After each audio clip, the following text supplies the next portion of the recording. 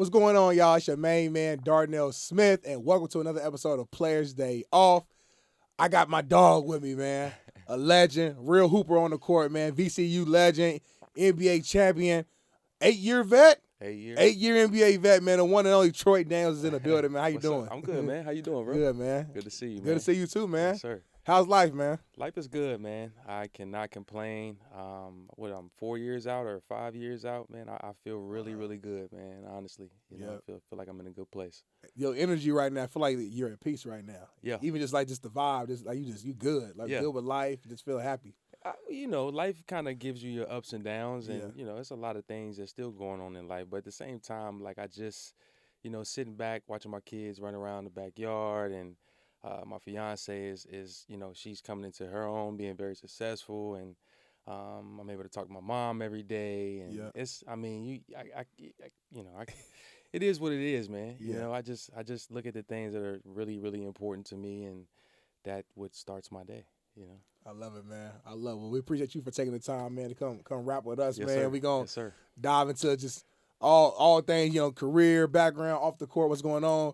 But I couldn't have you on here and not bring up real quick Okay. NBA free agency right now. Wow. What's going on? Listen, man. I love to have my phone on Yes. at all times during this time, man. It's being shook up, but for the best. I mean, that's what keeps us kind of watching the game, and everybody not staying on the same team, and So, you don't know what to expect, and we're all trying to see where Bron is going to go.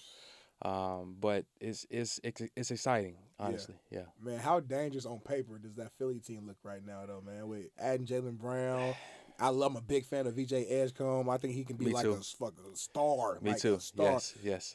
And B, you got to stay healthy, of course. That's always That's the biggest key. But Maxey, they got a squad. And I heard right now, rumors is that they got interest in getting Bron over there on like a vet minimum because he not trying to get, he paid right now, so Well, money's not a listen, big deal. I 100% doubt that part, but that team on paper, I'm gonna be honest. It's the biggest key to that team being successful is them being healthy. Yeah, So, yeah. 100%. Yeah, man, 100%, yeah. So we gonna see, man. So many moves, but let's dive in kind of to your background here, Okay. man. So let's start. Let's kind of rewind before we even get to the legend you were in college and obviously in NBA. Yeah. Tell me back to your first memory of basketball, like growing up.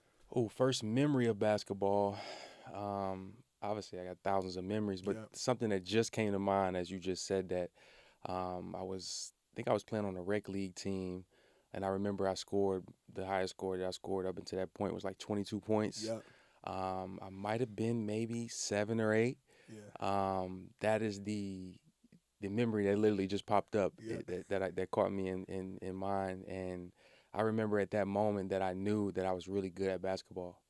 Like every time they threw me the ball, like I would shoot it. Like I didn't know what I was doing at the time, but I felt like it was going in. Yeah, And I remember after that game, my mom was the loudest one in the gym, and I remember That's she. my baby. Oh, that's her. That's her. And she was the one that had the coolers and everything after the game. Oh yeah, for the all sandwiches. Oh, okay. everything. You know what I'm saying? So Okay, yeah. look, the whole team loved her. You know what I mean? Yeah, So Capri Suns. that was that moment when I kind of realized, like, wait, this could be something special. So yeah. Let me ask you this, because like everybody has different motivation as to why they play. Yeah. Right? Some people they just grew up like maybe they pops played, maybe their older brother played, maybe they just was a fan of watching Kobe, Jordan, whoever. Right.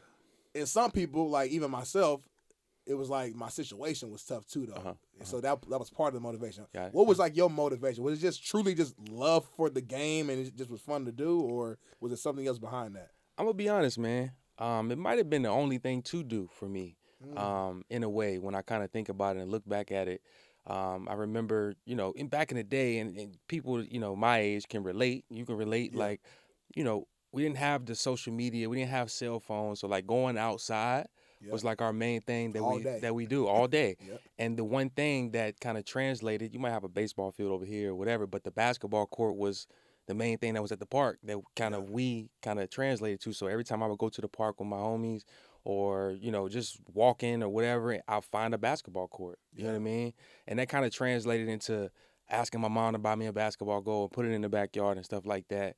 And, it then translates when you watch TV and then you see the games and you're like, wait, I want to be like that person. So I feel like it maybe wasn't my only option, but to me, in my mind, it's kind of all I really knew, walking down the street, seeing a basketball court, or seeing like, people actually playing on the outside basketball court at a park when you're driving by or something. So like, honestly, like, that's what it was. You know what I mean? Yeah. So. Let me ask you this: when did basketball get like kind of like serious for you? I would say, like, you just broke down kind of when you knew the moment you knew you were pretty good. Yep. But like, what was the moment where, like, I don't know, maybe that first college scout came to see you play, or you got your first letter, or a moment in high school? Like, what stands out for you? There's a lot of moments. My sophomore year in high school, we actually won the state championship. Mm-hmm. But to kind of kick it back to like my freshman year, I remember we had tryouts, and once you got to high school, it was like, everybody was cool and trying to be cool at least, and you trying to make the team, and you like, who gonna make this team? Because I didn't make. So that was a story. So this is the story: is I didn't make my junior high team. Like I was like, What? yeah, like sixth grade, seventh grade. I didn't make the team. They didn't choose me or whatever. So I had to play like rec league. Yeah, yeah. And that kind of like, going in the locker room, not seeing your name on the list, like it kind of pissed me off. But at the same time, like I was still young. I really didn't care, but I did care. I didn't. Yeah, I understand. And once I got to ninth grade, that's when it was like, okay, let's just figure this thing out. And I got to the gym. Tried out for the team, whatever, and played freshman year. We won every single game. And, the second year you have, or your 10th grade year, you have to go to like JV. Remember JV basketball and stuff like that? So I skipped JV. I skipped that process. I went directly to varsity, you know what I mean? And that was a moment where I'm like, oh, this is like, you know what I mean? But yeah, so we won it. We won the championship in 10th grade. I mean, yeah, when I got to 10th grade, we won the varsity championship, the state championship. And that's when college coaches started calling. And I started receiving letters, and I'm like, okay, like it was like one or two from like small little school here and there. That felt good. I was talking to one of our previous guests, Chantel Anderson. She's a hooper too, played in the NBA. Okay. And we're talking about how like we missed getting those letters though. Those Yes. letters was everything. Oh man, bro. I still got them. You still got them? I still got them. I think my mama got. Mama, if you got my letters, send them to me. Send them, Mom. Yeah, I need send them letters. Yeah. I had them all in the shoebox. Yeah. So it had a, probably, now probably 300 or 400 letters, but at that time it was like one or two. You would go to the mailbox, you look forward to it, you know what I mean? So at that moment it was like, oh, this could be something, like, you know what I mean? Like I have to get to the next level, which was college. Like try to figure that out and use basketball as a crutch, so. Love it, man. Yeah. I love it. You talk about college, man. Well, I guess take me through the process of kind of choosing, VCU and like what all went into that. So I'm obviously from Virginia, born and raised, small little city, Roanoke, Virginia. Okay. And once I started getting those letters, obviously Virginia Tech was in play. I didn't really get a letter from VCU, honestly. And it was like Marquette. It was some other schools, like Cincinnati. I remember I took a visit to Cincinnati. Yeah. They actually helped me like figure out how to get my grades back in order to be able to go through the clearinghouse to be able to qualify for college. Real, yeah. You know what I mean? So like they was like, you could take online classes, you can stay after school. Like they was like giving me the whole blueprint and playbook. But like honestly, wait, what were we talking about again? Your decision of how you chose to go to VCU. My decision how I chose to go to VCU. That's right. Yeah. So basically, I was supposed to take a visit to. No, I did. I took a visit to Georgetown. Okay. Yeah, that was a good one too. And I obviously as a young kid, I wanted to go there, and I'm like, oh, this is gonna be crazy, whatever. They end up not wanting to get an offer, whatever. But VCU kind of came in around that time, and then I took a visit there. So when I took my visit there, Eric Maynor, former NBA player.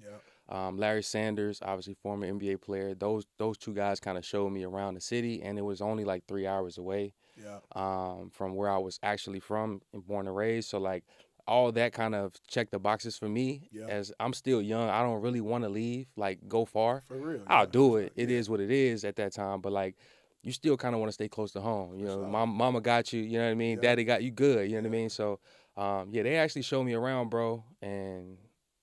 That official visit was crazy. That one day, the next morning we had to meet with the coaches and sit down. Boy, I was sitting at the table like my eyes low. They're like, you good? I'm like, yeah, I'm good. I think I want to go here. I think it's like, we'll love to give you an offer, whatever. I'm like, it's done. I'm ready to sign. And man, like, because it was like, as a young kid, like you get introduced to college like that. Wow, it's like what? they pulling all the bells and whistles for you. You know what Yeah. I'm saying? So like, yeah, that visit kind of got me to VCU, all honesty. And then Shaka Oh, obviously wow. made Legend. the introduction and really really honestly gave my mom like, look, I got your son. I'm gonna make sure he graduates. I'm gonna make sure that he's straight while he's here. Yep. He made her comfortable. I was already like, that don't even matter. Like, I'm ready. I'm good. I'm fine, man. But those two things kind of linked together. Yeah. That's what made me a VCU Ram. So that's how people don't know the power of the official visit. yes, They don't understand it. Yes. Everybody. So I went to Ball State. Shout out to the MAC. Okay. Everybody that I hosted committed. Okay. Undefeated. Okay. Anybody I hosted Yeah. on official visit Yeah. committed to Ball State. Yeah. See, that was like your thing. That was like you were good at that. Come you know on what now. I'm So saying? I take it how y'all want to take it. Yeah. Whatever happened. Whatever they did. But they committed. But look, nowadays I feel like it's like the visit is cool, but it's Yeah. like, how much money you gonna give me now? Right. You know what I'm saying? Like, Man. I wish at that time, like, okay, 500,000 or I'll take $1 million. Let me ask you that then. You know what I'm saying? Like, based upon who you was talent wise at that point in time. yeah. Put yourself today where they Yeah. throwing money around. Uh huh. How much money you think you realistically getting? Keep it real with me. Okay, I would say about 800 to $1 million. Woo! About 800 to $1 million. And I only say that because I think when they first started, maybe a couple years ago, there was a guy on the team, like a 3-star recruit, very good on the team though. Yep. Right? They gave him like 800,000 or something like that. I'm like, but that blew my mind. Yeah. Cause I'm like, wait, y'all giving him how much? Like, wait, you can pay players? Like you can. It's like you got to get a GM. It's like being pro. Like, okay, wow. Okay, yeah. So yeah, 800 to $1 million for sure, VCU. But anywhere else, I don't know, man. Because when you can shoot the ball, when you can put the ball in the hoop. I mean, today I can still hoop right now. I can still play on an NBA team right now to this day. You know what I'm saying? So what we saying then? I'm just playing. what we saying is, I still can play. You heard that? We are in free agency right now. Yes, sir, man. Oh no. Look, I ain't got to break the bank, man. Whatever y'all want to give me, man. I just want to prove my point. You know? For sure. Yeah. Nah, that's dope, man. 800,000. I think I probably could have got at least 250. 250? 300. 300? That's Okay. cool though. Yeah. You know what I mean? I'm from Indianapolis. I don't Wait, need we 200. over here talking about that's cool. That's great. That's great, Like, yeah. come on, man. Going into college Yeah. as No, a that's young guy, amazing. like, come on, man. You give me 10,000. You Bro, know I what I'm was saying? living off the federal, the Pell Grant, the FAFSA. Or the financial aid. Yeah. Man, you get the financial I was aid. It's popping. like it's on. I was like, like, I got free meals every day, Yeah. 3 free meal swipes, and I got my plus, so Yeah. I'm gonna get some extra little snacks or whatever. Yeah. I got the Pell Grant. yeah.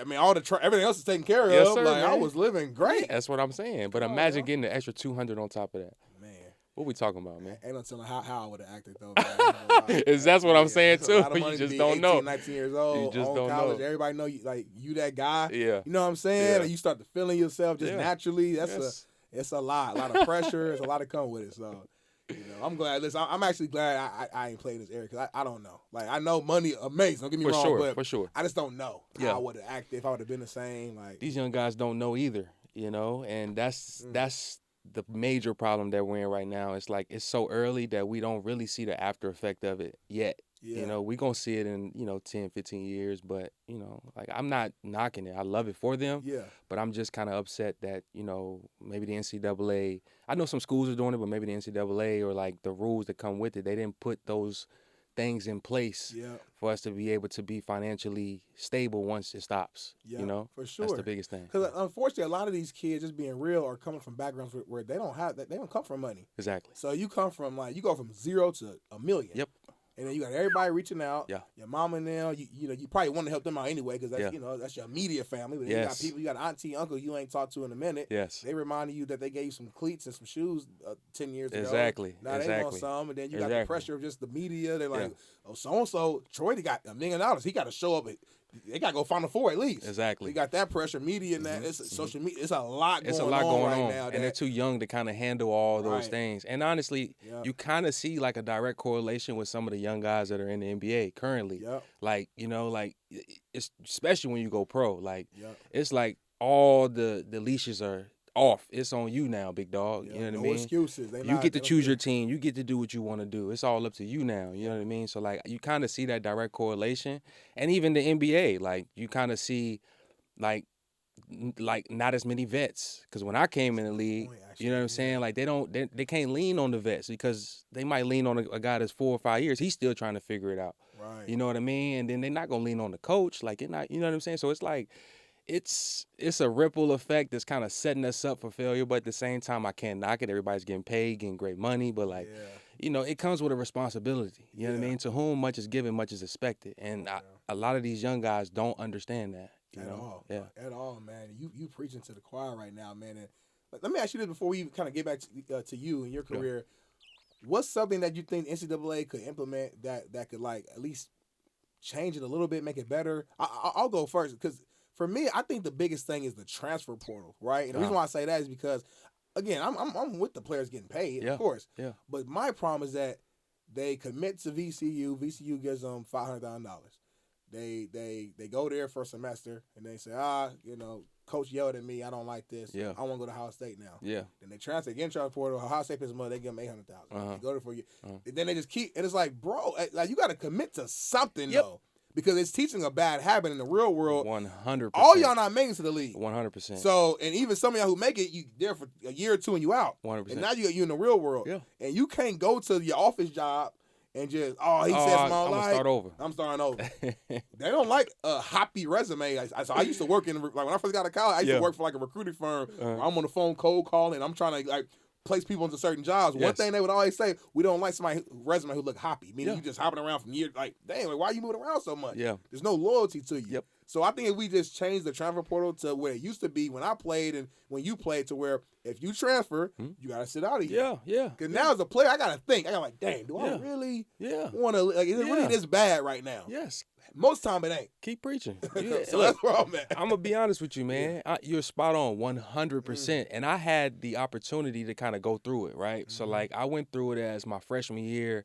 I didn't play as kind of expected, right? Yeah. And, it was kind of me being naive and being competitive in my own nature. It's like, okay, y'all brought me here. Why ain't I playing? Like, it was like that, right? Then you got your auntie and your uncles over here or your boys from back home, because remember, where you came from, you were the best player, right?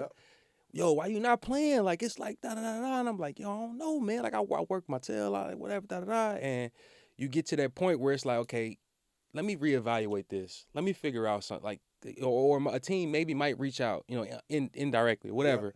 That you like, maybe I can go over there and play, or I can go over there and get more minutes. You know what I mean? So I had that opportunity to kind of, find really find my way. Yeah. And, obviously we had conversations with my mom about it. Never had a conversation with the coach about it. But my mom her advice was like, look, nah, figure it out. Figure it out. You know what I'm saying? Figure it out. And I did.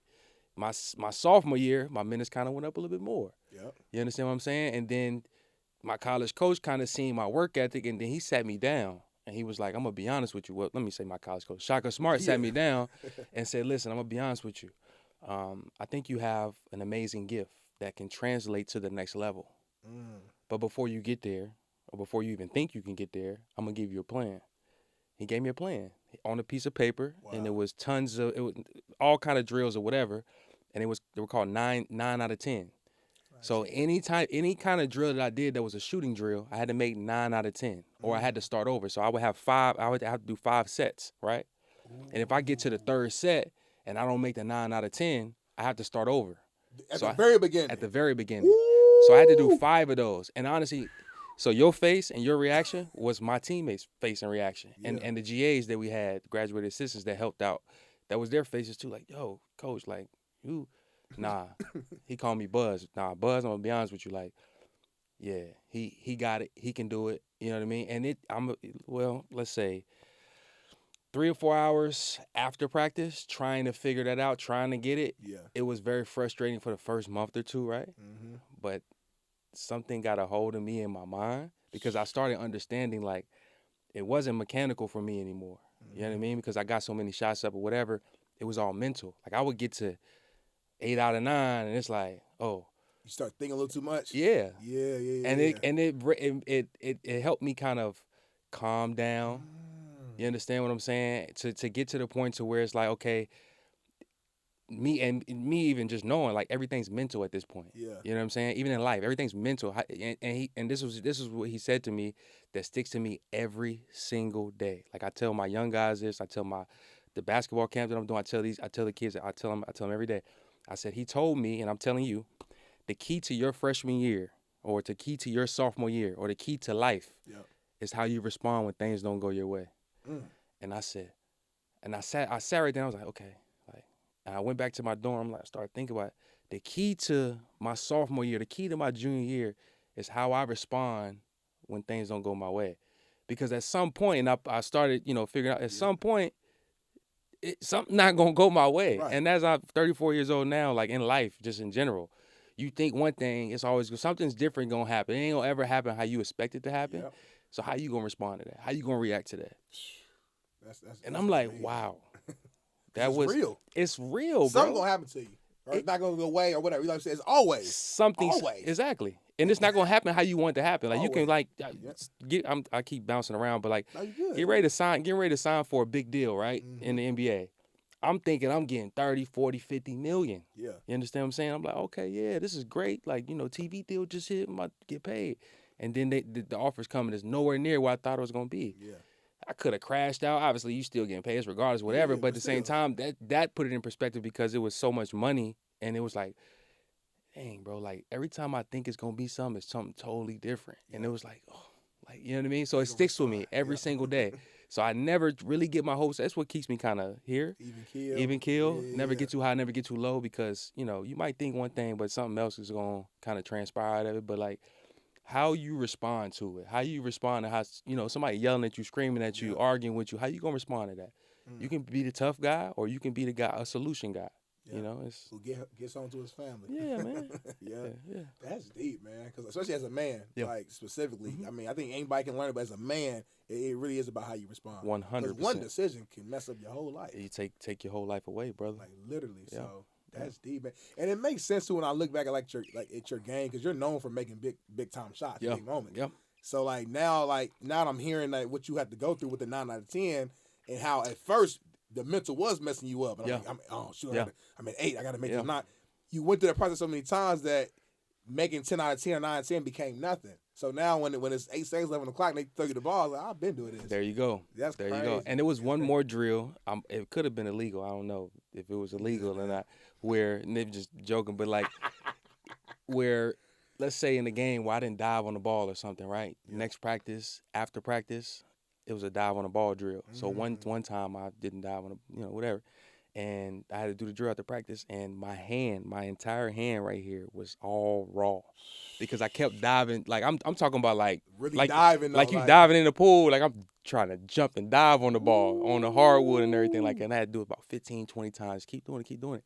And the guys, my guys know, my VCU guys know. So I did that, but like after kind of looking back on it, it was like, okay, it was me handling adversity. Like I could have walked out the gym.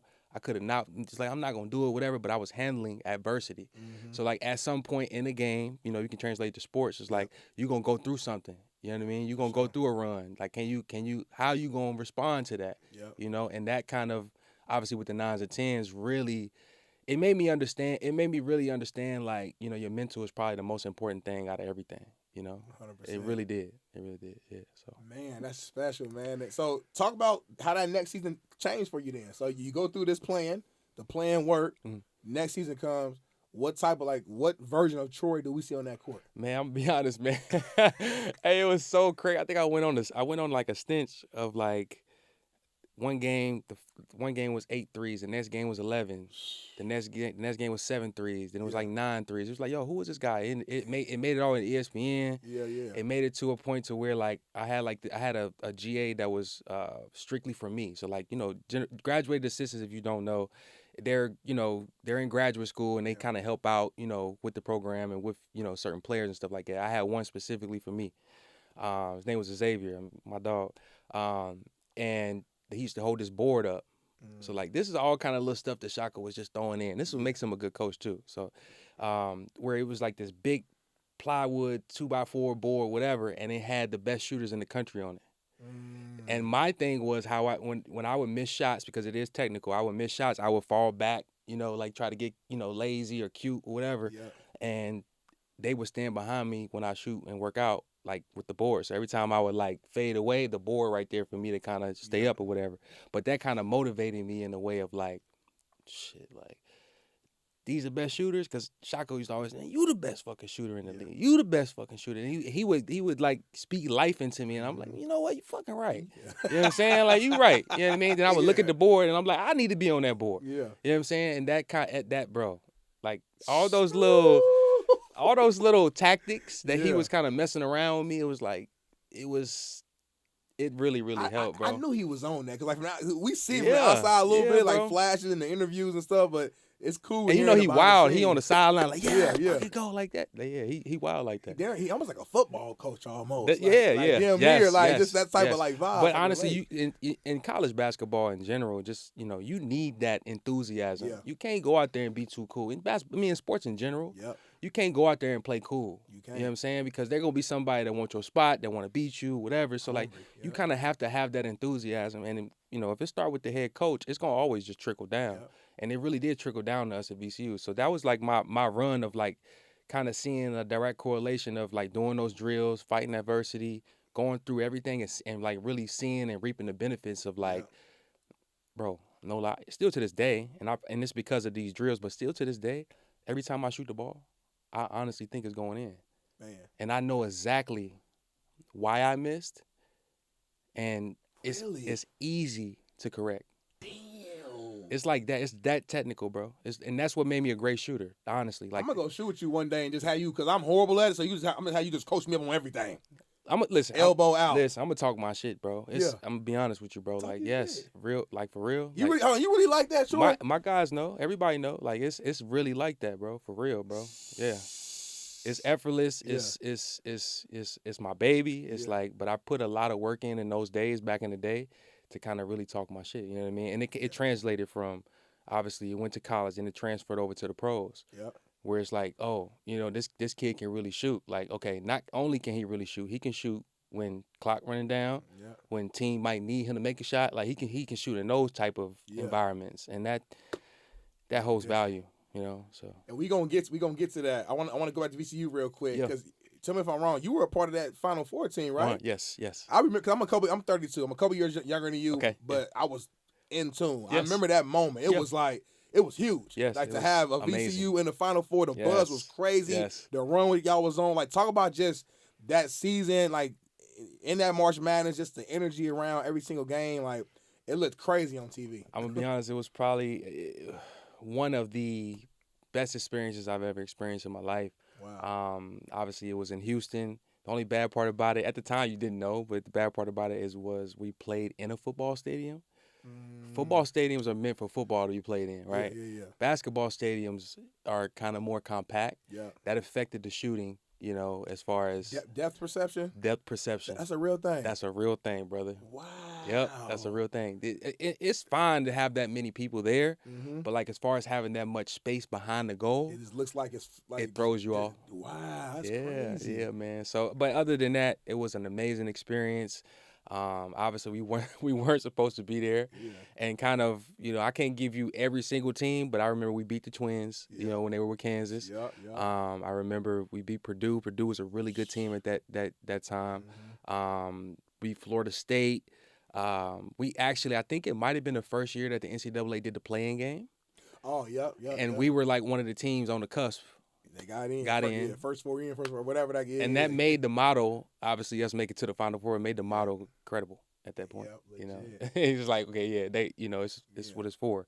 So yeah, man, it was an amazing experience, bro. The police with you all the time, like you got the buses and then the police in the front, police in the back, like it's a whole thing, bro. Like you know what I mean? Yeah. That's hard. Man. That's hard, man. So you go on that run, man. So obviously now season ends, whatever. Yeah. You're thinking, next. What's next, right? Yeah. You're thinking NBA. Yeah. You went undrafted. Yeah, I did. Yeah. Walk me through that. Like, did you expect that could potentially happen, or was that like a complete shocker when you didn't get your name called on draft night? First and foremost, went through adversity again, right? Yep. And give you the whole walkthrough and process of it, man. Was basically. How it works is after the season, you have workouts kind of set up already. You possibly hire an agent if you don't already have one. Yeah. You hire an agent. I hired Bill Duffy and Associates, very prominent, top agent. Get you whatever you need. Kevin Bradbury was my guy. And you get maybe 10 to 15 workouts, or you can work out for every team. I mean, it's all about if the team wants and kind of wants to see you or whatever. I was fortunate enough to have, I think, 12 workouts. Yeah. And it was an unbelievable experience. It was like putting my life on the line. It's like, this is what I work hard for. I even got called back for a second workout with the Pacers. It was an unbelievable experience. And then, once the draft kind of came up, I'm thinking in my mind that like I had a great, workouts. I had great workouts with everybody. Got called back for a second time with the Pacers. Yep. My mom was excited. We all excited. In the back of my mind, I kind of like, I didn't want to get too high, right? Yeah. I didn't think like, okay, if it don't have whatever. Yeah. But we still threw like a little party, whatever, because I'm thinking like late second round, whatever. Yeah. And it didn't happen. My name didn't get called. Had all the family over. We had snacks, everything, whatever, chilling. And, I remember that night I just kind of just went into bed. I just started crying, bro. Man. Because like, as a kid from, 4, the age of my son, all the way up till, now, is like you dream and really, really like you give it your all. Like I gave it my all. I dedicated the game to my life. Yeah. That was a part of me. You know what I'm saying? I didn't focus on anything else. So I didn't get called, and, it killed me. And, my agent, they basically said, look, man, I'm gonna be honest, we don't think he's an NBA player. Wow. It could have been verbatim, and it was like, okay, so What we saying? we think he's better off overseas. We think he can play basketball overseas. There's always a career over there. It is what it is. I'm a stubborn guy. I don't like the word no. I don't like when somebody tell me I can't do something. And my mom was like, nah. No. Right. She said no. They actually gave me money as well. They gave me like $5,000 or $6,000 or $10,000. I'm thinking it's my money. Come to find out it was a loan. And my mom, $5,000 back in that day, it was like, okay, cool. Yeah. I mean, we ain't that old, but like, you get what I'm saying, right? It's like, okay, let me get that. I can use it. And my mom was like, give it back. What do you mean give it back? She's like, give the money back. Gave the money back. She, held me down. It's because I'm out of college. I ain't got no job. I'm trying to figure things out. We ended up finding another small-time agent. She started doing her calling with my AAU coach and all that stuff. Found a small-time agent. She was like, I don't think this is not for you. Basically what she was saying. Like this life or you going overseas that's not what God has for you. You coming over here to play in the NBA as what your dream is, you're gonna fulfill your dream. And I'm gonna make sure that we see it through. And I'm like, wow, that's why I'm really like my mom, like I'm telling you, bro, without her, I don't know where I'd be without her, man, because I could have made the wrong decision. I could have went to Australia for $100,000. Yep. That was an offer. That was an offer for me to go to Australia, play for $100,000. Like you said, I just got out of college. I'm like, I gotta figure something out. You know what I'm saying? Yeah. And thank God I did not go to, over there. And my new agent, he got me a gig with the D League team. Okay, yeah. The Rio Grande Valley Vipers in Rio Grande in Texas, right on the edge of the border. Yeah. And I really didn't want to do that, and it was a real experience for me, honestly. Like when we first got there, like it was like, because I'm playing for VCU, their budget is crazy as far as like the facilities and stuff. Would you go to this little high school gym? Yeah. When we was at D League. Then they had this little bus, bro. It was the short bus. Right. It was like, bro, it was like a 8-seater. It was like one of them little compact buses, bro. Like, you know what I mean? For the D League? For the D League, bro. And that's worse than high school. My guys know, bro. I'm telling you. And then our living arrangement in this apartment, it's like, it was low-key the hood. Yeah. You know what I'm saying? I'm like, I'm looking around, bro. Me and my roommate, Chris Johnson, we looking around. Man, we were surviving on chili beans for like a good week or two. Y'all ain't had no noodles and pizza rolls at least? Man, the chili beans? My mom told me how to make chili beans, so I made chili beans, and they lasted for a minute. A big big old pot out every night. That's smart, actually. That's and actually then, smart. But look, and so then also, this is what I'm telling you. Like, if I got the money early, I don't know.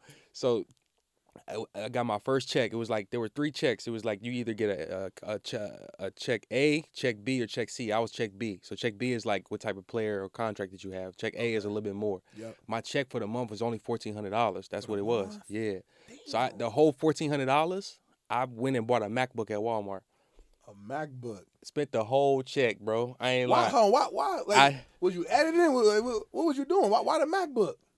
To be honest with you, I'm a technology guy. I love technology, and I don't know. I feel like I Something to do. earned that, and I didn't think about eating. Definitely wasn't thinking about that. So when I got back, I'm like, bro, I ain't got enough to eat, like, to spend to eat. So like, we were going to McDonald's, Sonic, stretching it. You know what I mean? Yeah. But anyway, I just want to let y'all know. I didn't know the grind was like that. The grind this is like good. that, bro. I did not know. Yeah. I'm thinking like, all right, it's not NBA, but it's the development league. No, of the I'm NBA. telling it like it is. My guys know. This is when I was in the D League. This is what it was. Damn. Like, for real. And the arena was big, but it was like one of them old, arenas, whatever.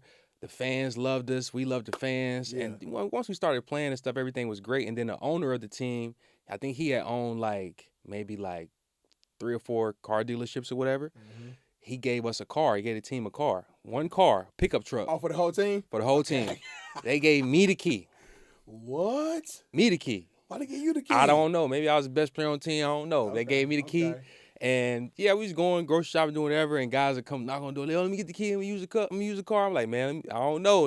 Yeah, I gotta trust you. Like, you know what I'm saying? I'm responsible for this. It's some real hood, some yes, the mud JUCO type. That's exactly what it was, man. That was exactly what it was. Damn. And I remember, bro, one night I was just sitting there. I was watching Martin shows or whatever, and I'm like, yo, this ain't for me, yo.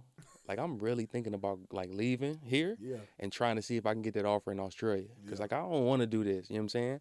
And it ended up being a blessing in disguise because I was killing in the D League. You go watch them clips. Oh my, I'm averaging 29, 30 a game. Oh man. And but it frustrated me more.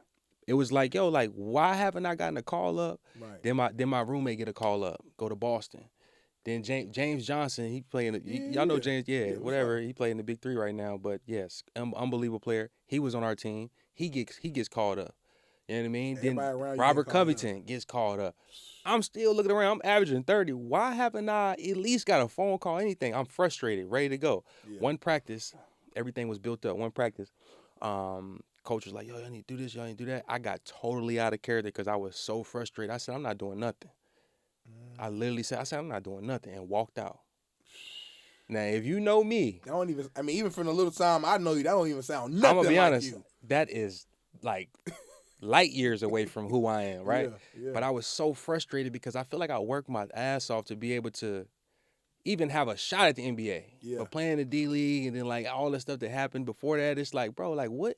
Am I on the right track? Yeah, what's going on? You know what I'm saying? And honestly, bro, this kind of what changed the trajectory was the entire team came in the locker room, right behind me. When I came in, I threw something, whatever. Everybody started walking in yo, nah, bro, we ain't doing that. We need you, bro. You know what I'm saying? Your time coming, TD. You really a hooper, bro.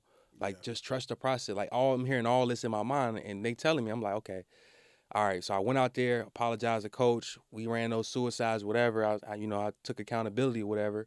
Literally, I want to say it was either that day or the next day. We were in Applebee's, chilling, whatever. 2 for 20. Yeah. Mm-hmm. Agent called me. Yo, Houston want to sign you for the rest of the year. The next day? I can't make this up, bro. It was either it might have been the same day. It might have been the same day. I can't remember. If it's the same day, that's crazy. I'm gonna be honest with you, bro. We're gonna go with that. It was the same day. It was the same day. Let's go with it. But yeah, it was like that. What? Same day, bro. He called me. He was like, yeah, they want to sign you for the rest of the year. They ain't even, because back in the day, you get called up for 10 days. Right, yeah. It wasn't like, yo, we want to sign for 10 days. It was like, yo, no, we'll take it for the rest of the year. And we know what we want. We see what it is. Oh. That's crazy. That's when, at that moment, I probably had maybe $2,000 in my bank account, man. I'm like, man, thank God. Because I really didn't know what I was going to do. I said, I had to figure it out. You know what I mean? Because if this year didn't work, I don't know if I could have did a second year. I might be overseas, or if I ain't have to do overseas, I would have to get a regular job. I don't know what would happen, be honest with you. Crazy. It happened just like that. And once I touched that NBA floor, it was a wrap. I ain't going back. That's exactly what I said. I would go in the locker room and say it all the time. I'm not going back. Can remind yourself, don't matter. Yeah, I would say it all loud. Tough day, whatever. Some guys would lie, or they would believe, I ain't going back. So every opportunity I got, every single opportunity I got, I took advantage of it. Man. It wouldn't matter if I got in the game 30 seconds left. You can literally pull the clips on all this stuff on YouTube. 30 seconds left, 2 minutes left, we up 30 or down 30. When I come in, I'm cutting that lead Yeah. or whatever it I'm is. doing something. I'm leaving here with something. 3, 4 threes at a time. Doom, doom, doom. It's like that. And because Full I court was pick and roll. hungry. Yeah. And that's what I tell young guys to this day. It's like, it's not about when you get in the game. It's not about all that stuff don't matter. Yeah. You got to take all that stuff out of, get out of your head. Stop letting people get in your head. Handle business. As long as you be a professional on the court, as long as you're a professional on the court, everything else will take care of itself. You understand what I'm saying? And I would tell young guys that, or I even seen young guys around my time would come in and be like, yo, why I ain't playing, be mad about it, this and that. I'll be like, yo, just be happy you're here, bro. Yeah. Because at some point, you know what I mean, you might not be here. I remember not being here. You know what I mean? So like that was kind of what translated everything into the NBA for me was I was always appreciative of the moment. Like I never took it for granted, Stay bro. present. I stayed present. Like I love getting on the bus.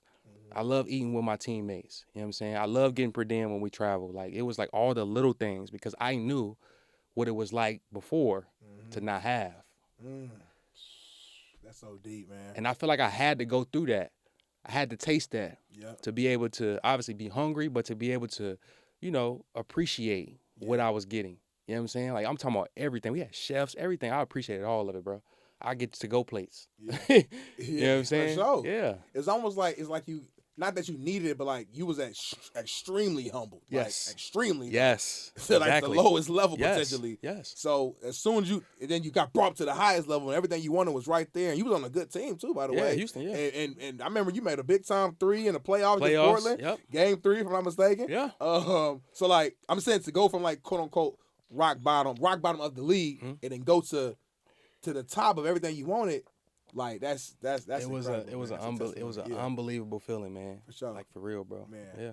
For sure, man. Well, before we transition to like the last section, just kind of what you're doing today and kind of off the court. Okay. I do want to ask you this, and feel free to share as much as you want to. Right. You mentioned this though. You mentioned that you had $2,000 in your account at that moment you got the call. Yeah. What was like from the business standpoint? Like, okay, boom, they call you up. We want one for the rest of the year. How does that work financially though? Like, you go is it like you just instantly get a huge bump? Is it like a sign-on bonus, like a one lump sum? Is it like how does that work from that standpoint? So I had prorated. So my check was prorated. So and I got signed as if I was the minimum of what my year was. So I think at the time it was either So that year, I think your first year the minimum was $500,000. So they gave me a prorated check as if I've been.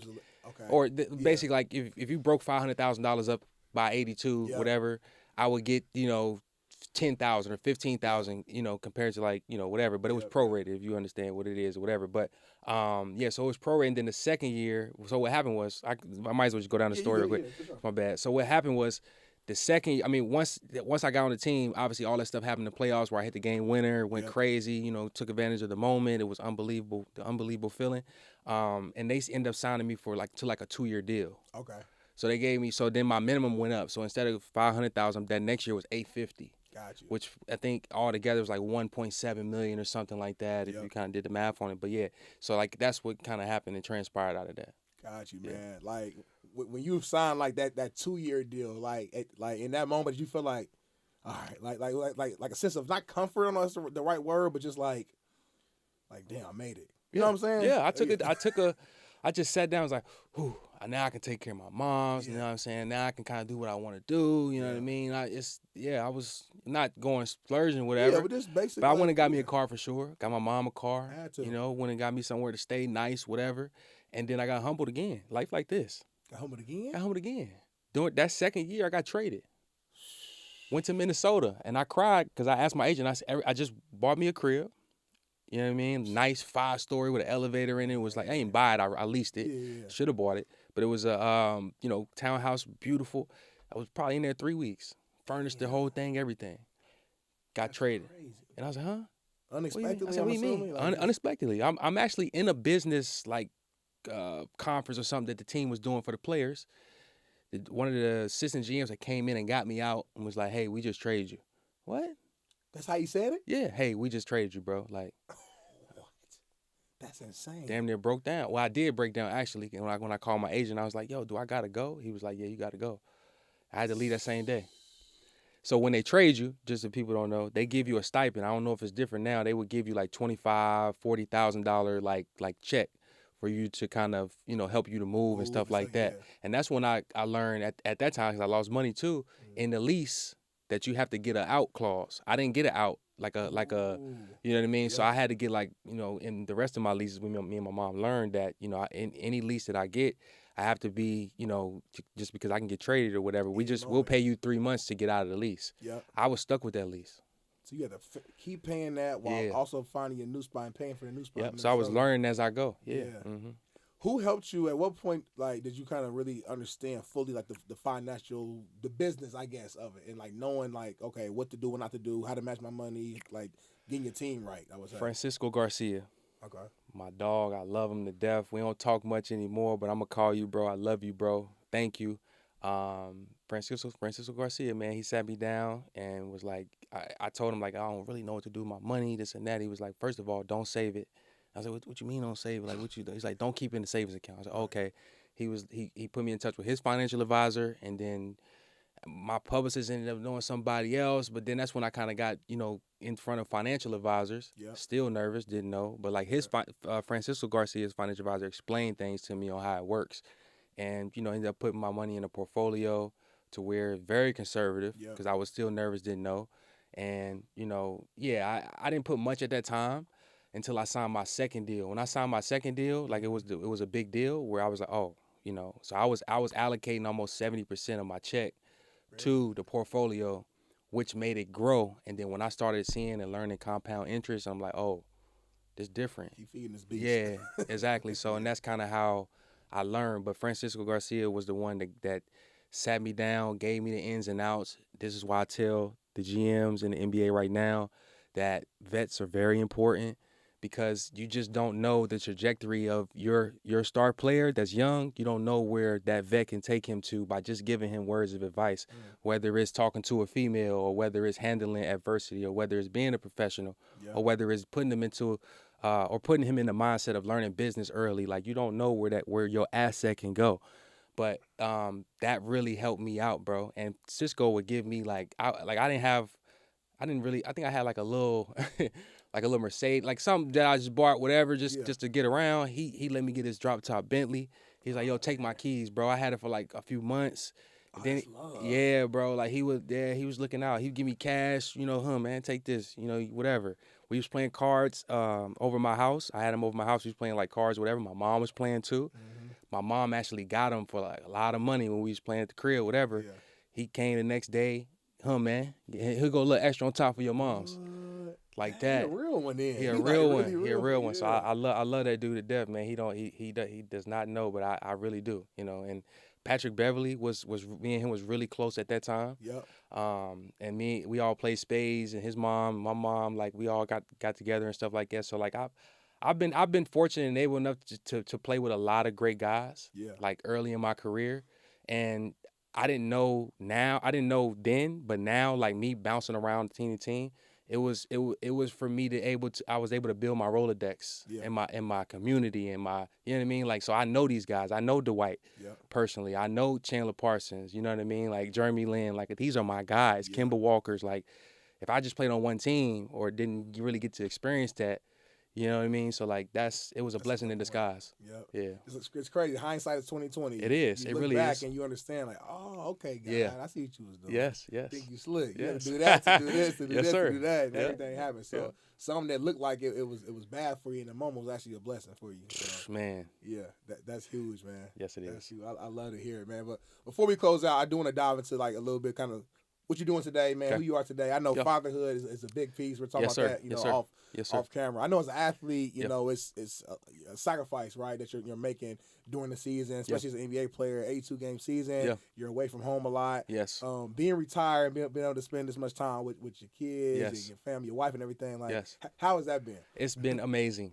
It's been amazing, but also there's the ups and downs to it, because as an athlete, we're so used to being on schedule with things that when you kind of don't have that schedule, it's almost like you feel like you're out of whack. Yeah. So I've learned how to put myself on a schedule, wake up at a certain time, get some work done, take the kids to school, go to lunch, get some more work done, do certain things, whatever, and still be the man, for my fiance to like, hey, I'm pick up around the house, carry my weight, You know what I'm saying? And just be there for her when she need an ear. Like, it's like I have a lot of hats to wear. Yeah. You know what I mean? But I've finally, you know, I'm gonna say I figured out 100%, but I figured it out to a certain point to where I can have peace and I can have good energy because at some point, you know, and we all go through it as athletes. I'm not gonna sit here and sugarcoat it. Like, we all go through depression. We all go through things that, like, it's like, you know, once the money stopped flowing in, bro, like, it's like, damn, like, you know what I mean? Because one thing, there were two things that were certain when I was in the league. Well, one thing that was the most certain when I was in the league, the 1st and the 15th.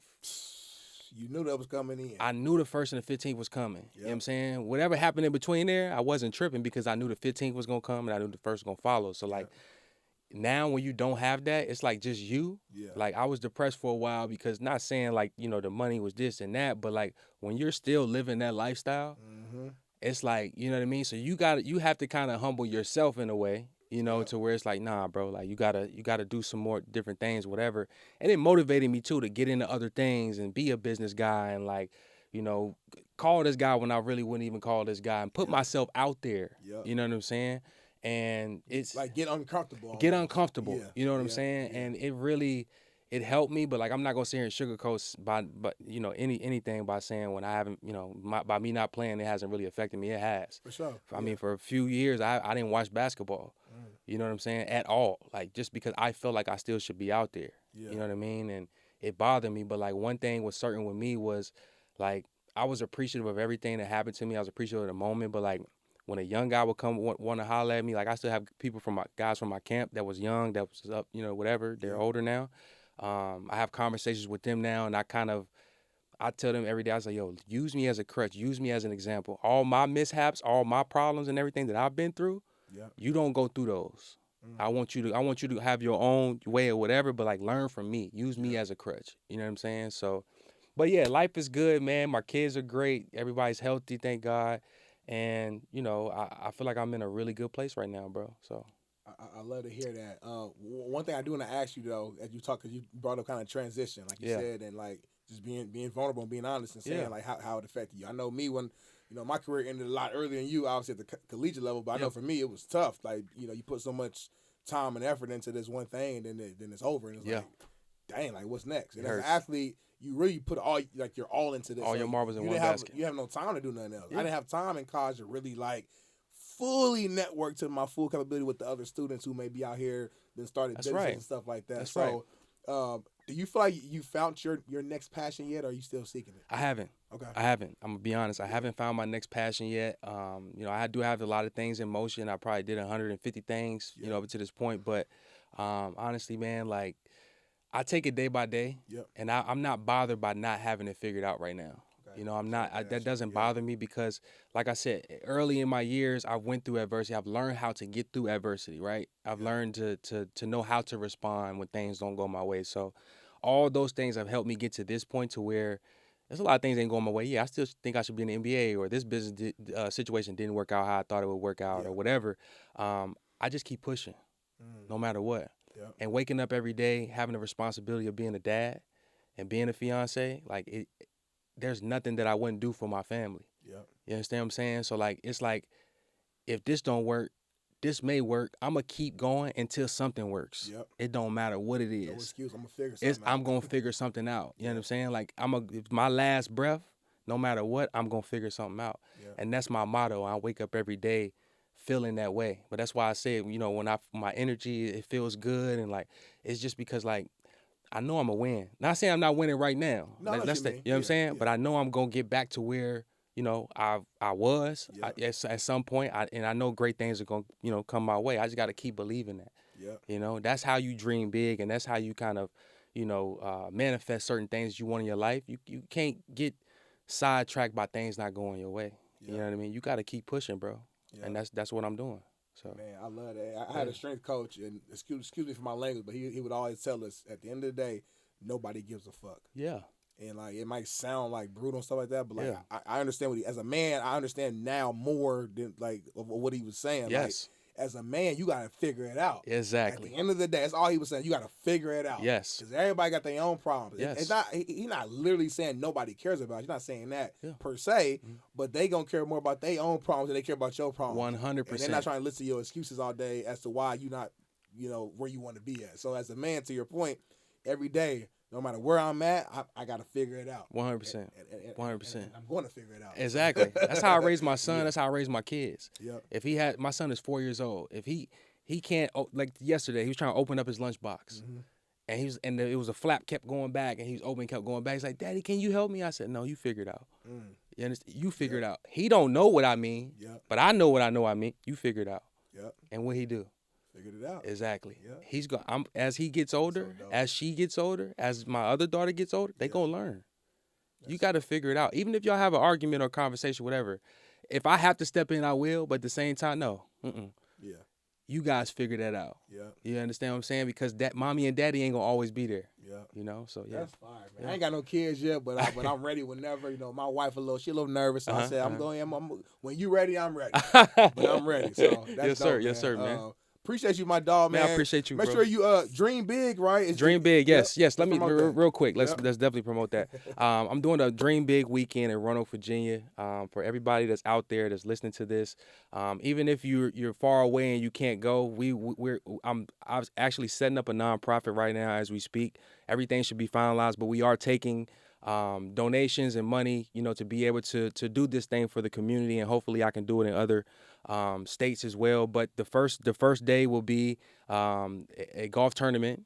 I think it'll be a golf tournament or a basketball tournament. The second day will be the basketball tournament. Or not a tournament. The golf tournament is like a charity event, community event. The basketball is a free clinic for 150 kids in the community, just giving back, community, whatever, and giving my time as well. And then the Sunday will be the softball game. The softball game is for the entire community. It's $15 for adults. The kids are free. We're gonna have entertainment there. We're gonna have a couple celebrities there. Myself is gonna be there. The city council. Some people are gonna be playing. In the softball game. So it's gonna be fun. And the reason why I'm doing that is just to give back to the community and give back, the community that actually raised me. And also, just it's gonna be fun. And so hopefully I can translate that to another state at some point, maybe in California, LA, or something like that. But yeah, the website is. What is it? Troy Daniels Dream Big Weekend.com. And if I'm wrong, we'll put it right here at the bottom or something like that. Yeah. We'll put it in the description. But we'll get all that to you. But yeah, I wanted to promote that, man. I appreciate you for having me, man. Of course, man. That's dope, man. And your Against All Odds is your fiance's podcast. Against All Odds is my fiance's podcast. She's actually doing very, very well with it. Hopefully I can get back on there, babe. I love you. But yeah, Against All Odds, check that out on YouTube as well too. I love it, man. My dog, man. Thanks for pulling up, man. Thank you, man. I appreciate you. Hey, y'all, Players Day off, man. We did it again, man. The one and only Troy Daniels, man. Hey, make sure you subscribe, like, do all the good stuff, man. And until next time. Yes, sir. Peace. All right, man.